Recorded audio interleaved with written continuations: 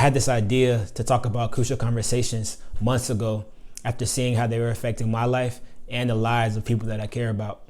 I had no idea that we would be dealing with the execution of Black people weeks after, but this just presents more examples of crucial conversations that need to be had.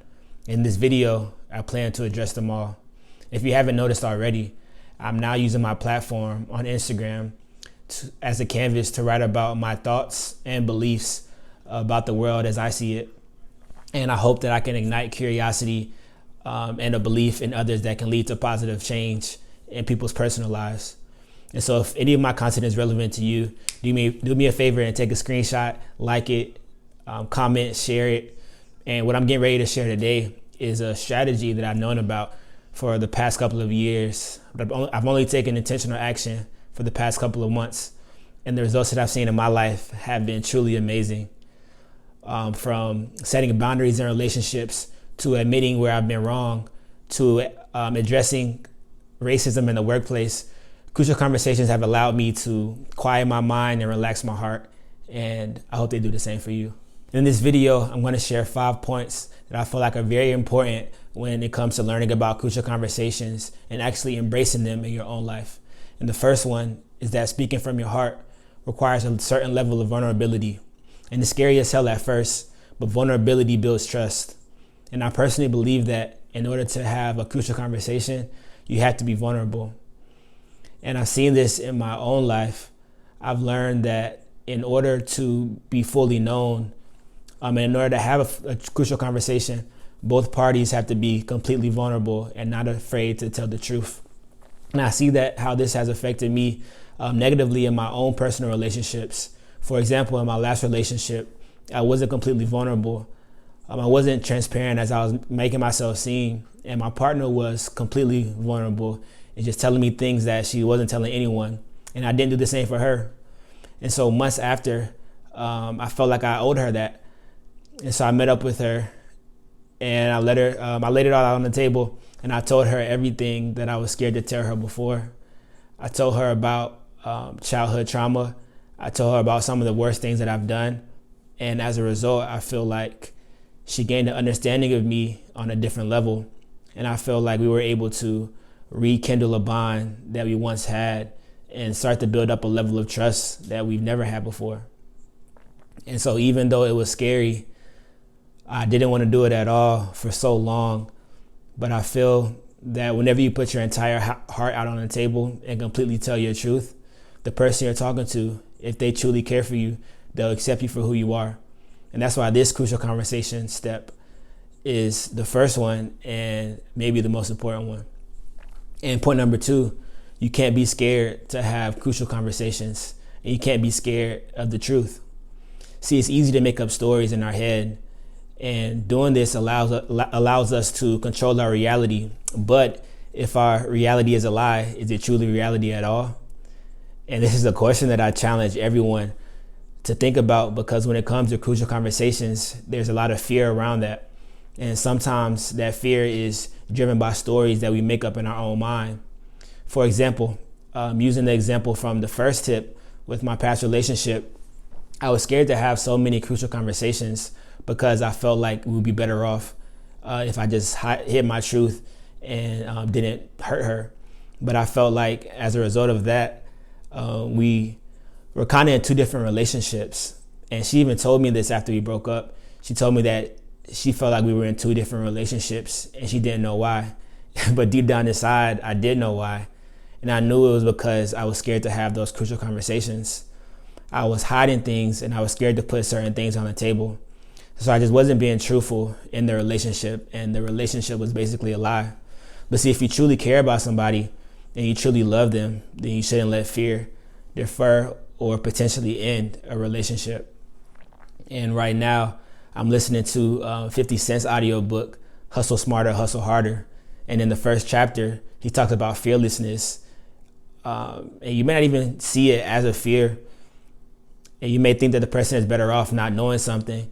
But another thing that I've learned is that honesty is key to any relationship or any good relationship.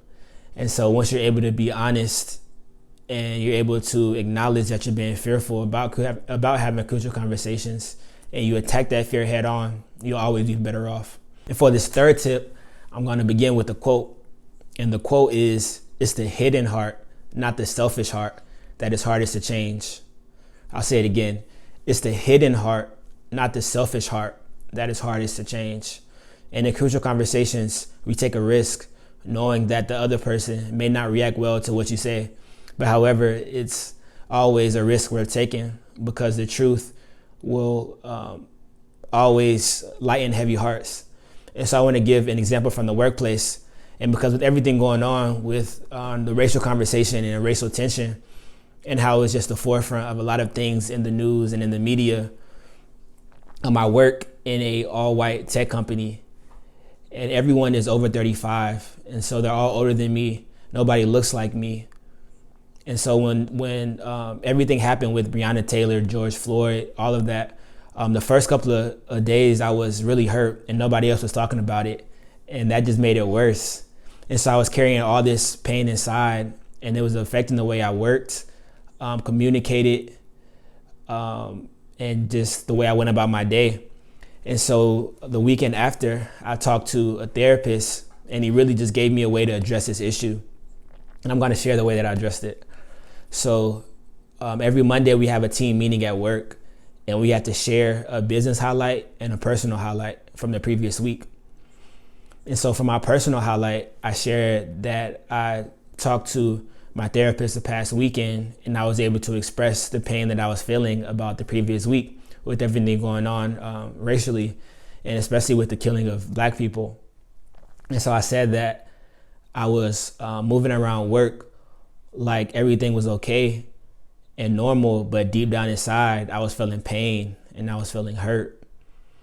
And I know that I'm the only Black person in the organization, so my perspective on these issues is completely different than everyone around me. But before I'm a Black man, I'm a human. And with my humanity comes emotions.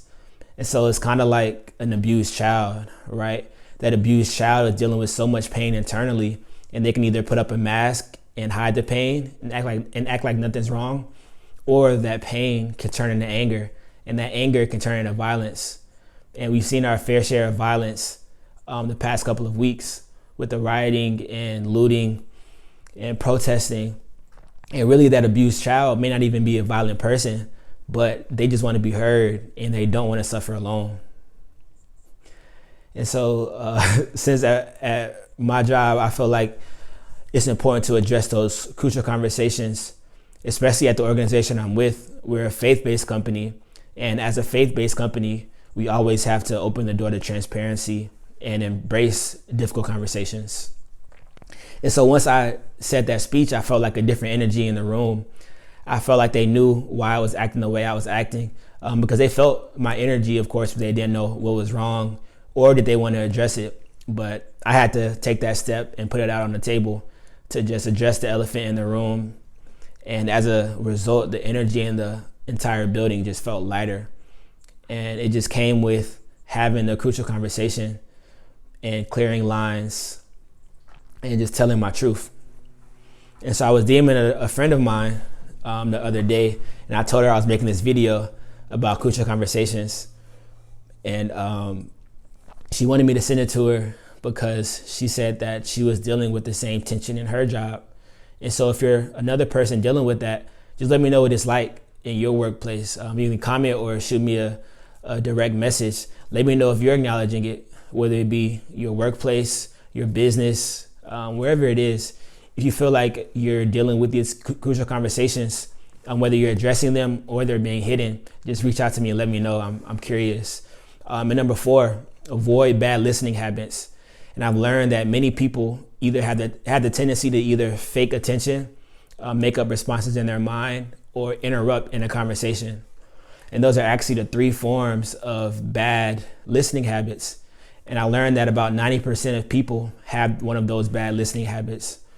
And I know that in crucial conversations, it's important to avoid not listening and avoiding those 3 bad listening habits, because whoever you're talking to, they could be pouring out their heart and saying something that's very special, and important to them. So it's key to just fully comprehend what they're saying and just take it all in, because with those words come emotions. And if you're not fully listening and you're not fully there, then you're not fully in the conversation. And so this might actually take some practice, because with me personally, I like to rehearse a response when I'm in a conversation with someone, just because I like to be ahead of the game and know what I'm going to say before I actually say it. And I don't know why I'm like that, but sometimes it affects the way that I listen to somebody. I may not hear a few of their words, or I might miss a sentence or two because I'm already thinking about what my response is going to be. But in a crucial conversation, this is not okay. You should always avoid bad listening habits and just be aware of what you're doing and if you're actually listening or not. Actually, comment below if you have one of these bad listening habits, whether it be faking attention, rehearsing a response while someone else is talking, or you interrupt during a conversation. Comment below and let me know which one you have. And just think about that as you go about your life.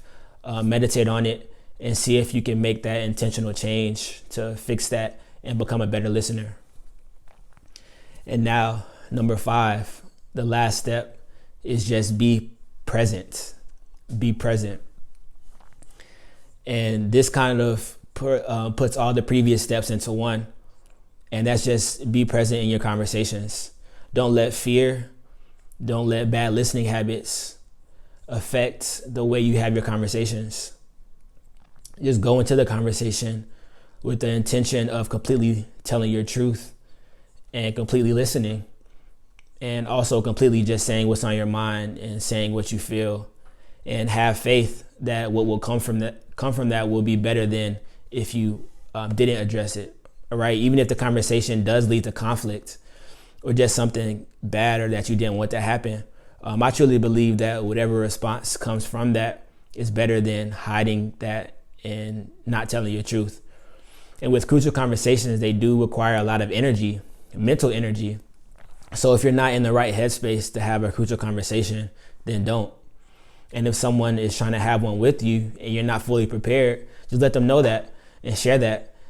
They should be able to accept that and respect it. Because if you're not fully present in a conversation, it won't reach its full potential, and it won't have the healing effect that it could have if you were fully present. And I made that mistake in a lot of conversations that I've had, just avoiding crucial conversations because I didn't have the mental capacity to. Even if I had the desire to, I just couldn't because my mind wasn't there. And I made the mistake of just avoiding the conversation completely, instead of saying, hey, I care about this, I care about you. So let's put some time on our schedule to really sit down and have this conversation so I can be fully present with you. And so now you understand my definition of crucial conversations and why they're critical in any relationship. And this week I'm writing more about crucial conversations on my Instagram and just sharing more of my thoughts. But I'd like to open the door for more people to talk about this as well. So I'll be recording a podcast episode where I'll be talking about crucial conversations, and I'll be accepting 5 people to get on the episode and talk about crucial conversations in their own life. So if you want to be a part of that, shoot me a DM, let me know.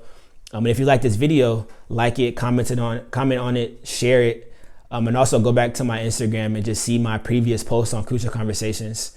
And again, if you like it, comment on it, start a conversation, and share it with your friends. So I appreciate it. I hope you took something from this video. See you next time. Peace and love.